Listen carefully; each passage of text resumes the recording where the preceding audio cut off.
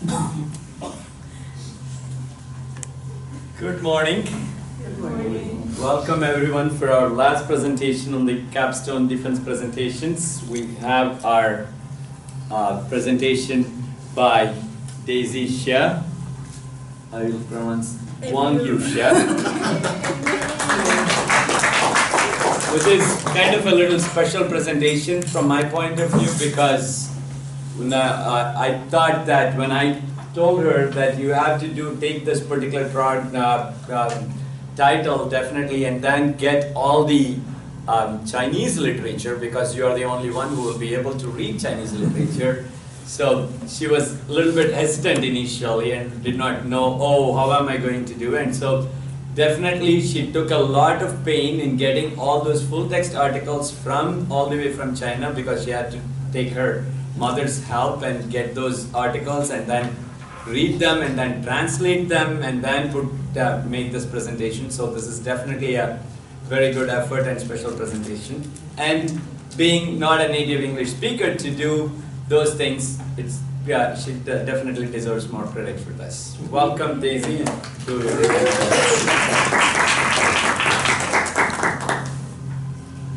All right. Good morning, everyone. It's a pleasure to share my study here. Hope you find some interesting information after my presentation. Okay. My topic is a comprehensive review for traditional Chinese medicine in treating PCOS. Let me introduce you the definition, and then I'll tell you what are the Western and Eastern perspectives and how can I conduct the different data and what's the results from these reviews and the conclusion. What is PCOS? The polycystic ovarian syndrome have the abbreviation PCOS, also known as the ovarian hypotrichosis. It's an endocrine disorder causing enlarged ovaries with small cysts. PCOS was first researched in 1935, also named by Stave-Leventhal syndrome. Decades ago, the whole hormone pathway was found, suggesting PCOS is an ovarian disorder. It's common to see patients with irregular menstruation, excessive facial hair, obesity, and infertility, also with the metabolic disorder.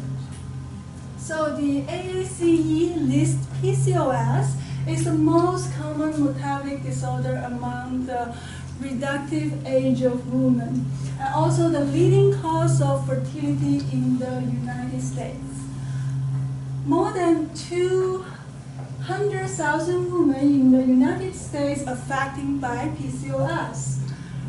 Among the reproductive women, there are 4% to 6% prevalent rates of PCOS, and among the menstrual irregularity of PCOS women have 37% and up to 90% got affected. Half of the women have irregular menstruation like amenorrhea, and half of the case present the excessive hair.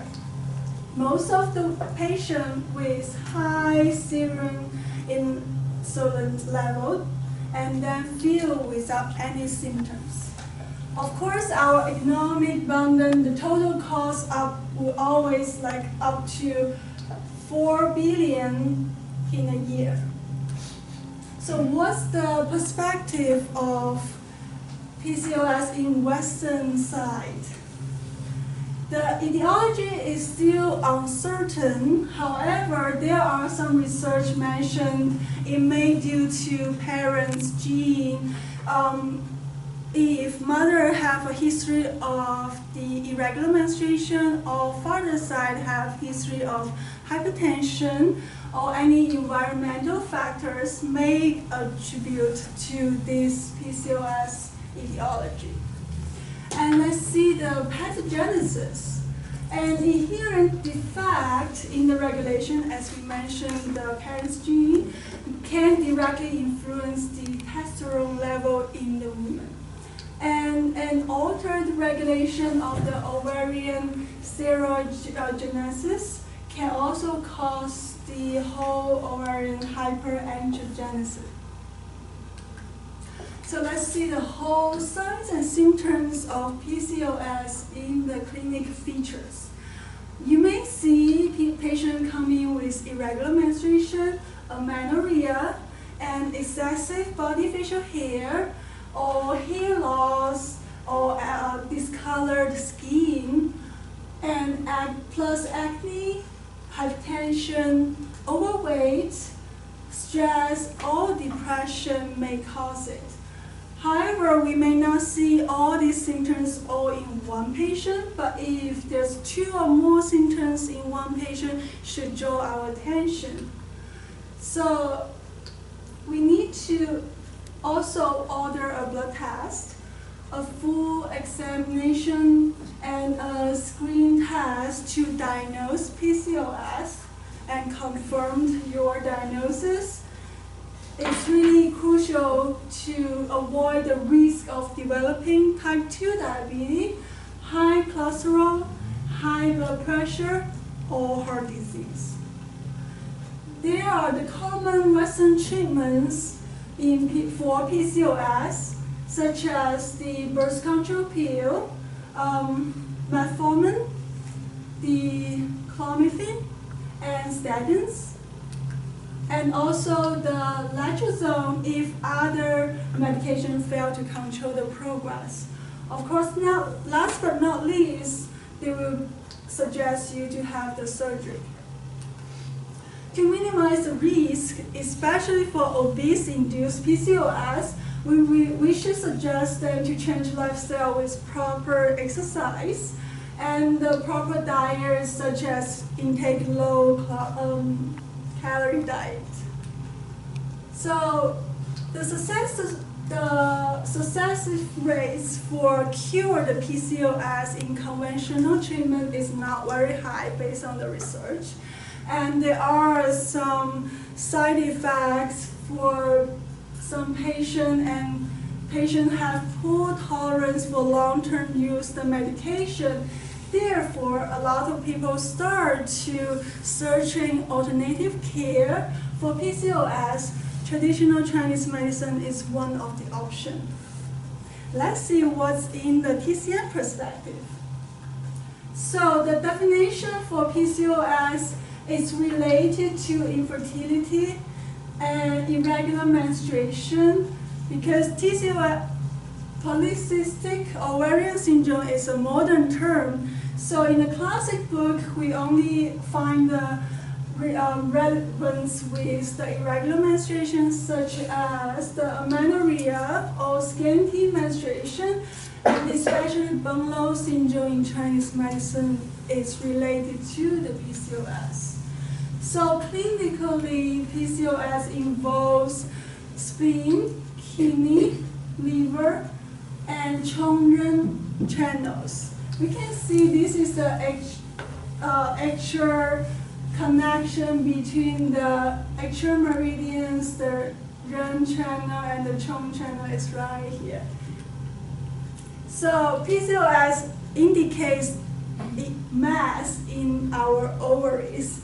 So normally it's not enough kidney yang to support the transportation of the fluids in the lower jaw. Therefore, the dampness accumulated in your lower burner and then phlegm formed. Also, chi stagnation and blood stagnating may cause the blood stasis. Also can cause the abnormal masses form in your ovary, which is our lower jaw, lower burner. There are 3 deficiency roots causing PCOS and 4 excess branch causing PCOS. So if we see the signs and symptoms like scanty periods or no periods with all different count and pulse, which is our blood test in Chinese medicine, we will find the specific pattern like then flaring the uterus, then P accumulation, spleen and kidney yang deficiency, or if we see the painful period with purple tongue, wiry or choppy pulse, we will indicate the blood stasis pattern.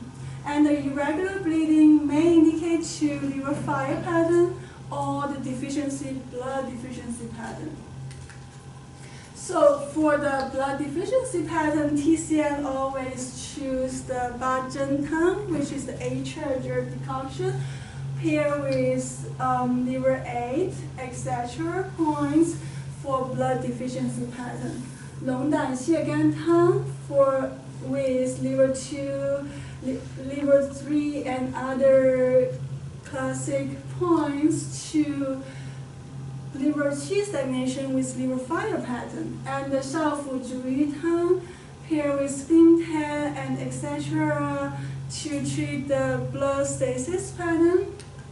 Also the stomach 40, spleen 9 paired with 暖间化痰丸, 软间化痰丸, which is the softened hardness and resolve flame formula for the damp flame in the uterus pattern, and 四妙散 for damp heat accumulation with 子宫穴, which are extra points on your abdomen, and the 精卫肾气丸 with the back shoe points of spleen and kidney to nourish the spleen, warm the spleen yang. So, as we know, the PCOS is the major gynecologic condition leading to infertility. And Western medicine has high economic burden, and Eastern medicine have less side effects. A large number of studies on TCM for PCOS was done in China, and we searched multiple data in both English and Chinese language. Therefore, it's really important for this study to be continued.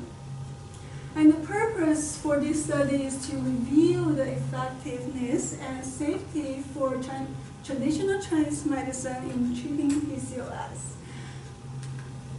I chose PubMed Google Scholar and one from Weipu from China's biggest database to select only randomized control trials with single or double blind.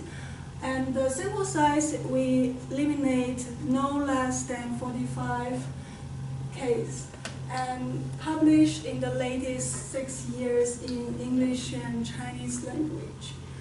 Of course, we will exclude the other kind of case study, and also it's eligible to compare placebo, sham acupuncture, biochemistry medications, or no intervention, conventional treatment as control group in this RCT. So I retrieved 33 over 200 articles into these 4 groups: acupuncture, Chinese herb, acupuncture with other intervention, and Chinese herb with Western drugs.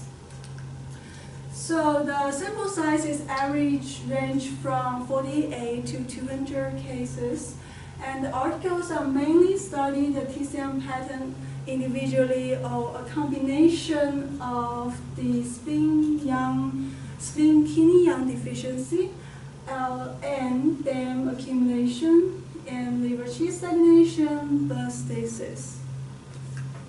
So all the results is showing significant difference, the p-value less than 0.05 compared to the control group in the main outcome measurement, such as the ovulation rate, menstrual frequency, and pregnancy rate. However, there are some research showing the secondary outcome measurement may be similar effects as the control group. So there are 6 articles in the first acupuncture alone to treat PCOS, 10 articles for Chinese herbal formula in treating PCOS, and 5 articles for acupuncture with other intervention like moxa, cultivate to treat PCOS. And then there are 12, which is in really large articles to research Chinese herb formula with Western medicine, which is what we emphasize, the integrated medicine direction. So they are, first group, we can see the 6 of them from 48 to 100 sample size, and most of them use the 3 months up to 6 months acupuncture in abdominal area, auricular area, or electro acupuncture to compare with the metformin or clamorphine, this Western medicine. Based on the standardized outcome measurement, we have the results mainly is p-value lesser than 0.05 in frequency of your menstruation and pregnancy rates, ovulation induction rates. However, there are some, like, let's see, the BMI, which is the weight measurement, is still similar, no significant results in some articles. And the next group, I separate into 2 parts, which is the second part and the first part for your purpose to review it. It's totally 10 articles, and the sample size is from 52 to 200. And it is also from 3 months up to 6 months with the standardized outcome measurement, and there are some majority hormones lesser than 0.05 in significant results. And then the third category, we compared acupuncture with other interventions such as the moxibustion, and then the new technique, I think Megan mentioned last time, is the embedding technique, and also the enema decoction injection. That's something new, we will talk later. So with the standardized outcome measurement, and mainly hormone has significant results. And the fourth category, which is 2 slides as well. We have the reference if you want to read on your paper. So they are from 48 sample size up to 217 sample size, and it's still research. This one, 2 combination, is mainly in 3 menstrual cycle, which is 3 months. Based on the whole standardized outcome measurement, we got the p-value. Sorry, I was talking to the other slides, but we got the p-value. It's way better than the previous categories. With this integrated Chinese herb and Western medication, the p-value, you can see the best one is down to 0.001 significant results on the hormone level.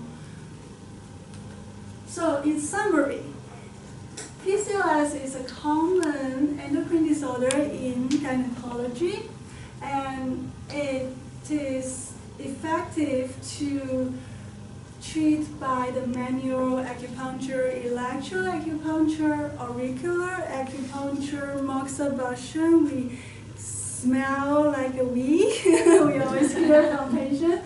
And Chinese herb therapy. It's some research showed acupuncture can stimulate our sympathetic nerve vagus nerve that conduct the signal to cerebral cortex, future regulate the function of hypothalamus, from hypothalamus, pituitary gland, and down to the ovary axis regulation hormone pathway. So the effectiveness and safety for traditional Chinese medicine for PCOS has been investigated with large, well-designed randomized controlled trials. So there are some commonly used acupuncture points in the local area, abdominal area, zigong and stomach 25. That's the top 6. Ren 4, Ren 12, we always call it like a diamond shape pattern to do the needle, and also the back shoe points of the kidney and spleen, and also plus some distal points, variety of distal points to treat PCOS. And commonly in China, they customize the herbal combination and give Fuling and Baizhu pairs, and top 6 is Fuling and Baizhu in pairs, and also Banxia, Baishao, Danggui, and Xiangfu, which we consider is mainly targeting the Dan flame accumulation pattern.